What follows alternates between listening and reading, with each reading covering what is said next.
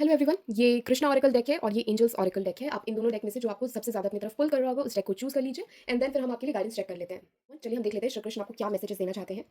पहला मैसेज है B positive. आपको बोला जा रहा है आने वाले टाइम पर आपको पॉजिटिव रहने की नीड है। आपकी लाइफ में जो भी चीज़ें हो रही है वो डिवाइनली प्लान्ड है। सही टाइम आने का वेट करिए और पॉजिटिव रहिए। आप इस समय पर ना कोई डिफिकल्ट सिचुएशन से गो थ्रू कर रहे होंगे, आपको ये मैसेज दिया जा रहा है कि आपका ये सिचुएशन एंड होने वाला है। आपको इस समय पर पॉजिटिव रहने की नीड है। ज़्यादा दुख में मत आइए। आपको ये बोला जा रहा है कि भगवान जी पर भरोसा रखिए।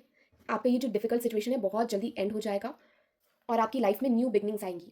पुरानी चीज़ों को लेट गो करिए, जो नई चीज़ें आने वाली है उसको लेकर ऑप्टिमिस्टिक होइए ताकि ब्लॉकेजेस क्रिएट मत हो, है ना? आपको ये बोला जा रहा है कि इस समय पर आपको मेडिटेशन करने की नीड है। आपको इस समय पर अपने ईष्ट से कनेक्ट होने के लिए भी कहा जा रहा है। मुझे ना ये फीलिंग आ रही है कि आपके पास ना कोई 2 चॉइसेस हैं और आप उसमें से डिसाइड नहीं कर पा रहे। आपको बोला जा रहा है कि चीज़ों को देखिए, एनालाइज़ करिए, हम्बल होकर, अपने ईगो से नहीं ना, अपने ईगो, प्राउड ऐसी एनर्जीज़ को साइड रख के प्रैक्टिकल होइए, थोड़ा पोलाइट होइए, भगवान जी से कनेक्ट करिए और समर्पण भाव से सरेंडर करते हुए उनसे हेल्प माँगिए। वो आपको इस चीज़ में हेल्प करेंगे, आपको डिसीजन लेने में वो डेफ़िनिटली हेल्प करने वाले हैं और जब आप अपने मन को शांत कर लेंगे, तो आप चीज़ों को ईज़िली चूज़ कर पाएँगे।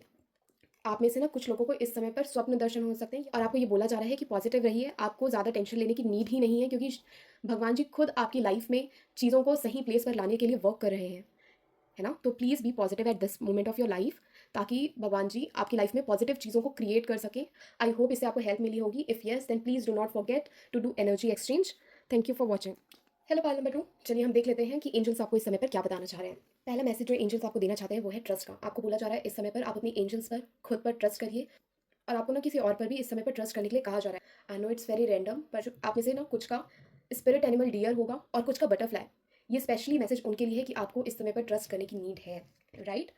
इस समय पर आपको असर्टिव रहने के लिए भी कहा जा रहा है। आपको बोला जा रहा है कि अपनी बातों को क्लियरली रखिए। आपको दूसरे के प्रेशर में आकर, दूसरे की इन्फ्लुएंस में आने की नीड नहीं है। जो है आपके मन में, उसको क्लियरली बोलिए, है ना? क्लियर रहिए इस समय पर। अगर आपका क्वेश्चन येस एंड नो में था तो आपको बोला जा रहा है नो। ये स्ट्रिक्ट नो है।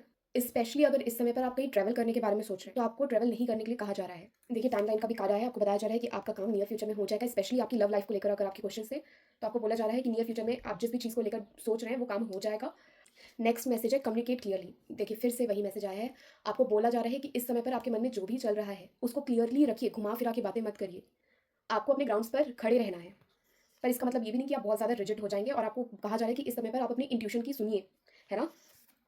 हालाँकि डिसीजन अल्टीमेटली आपका ही रहेगा। फिर भी अगर आप कन्फ्यूज़्ड हैं तो आपको साइन्स मिलेंगे।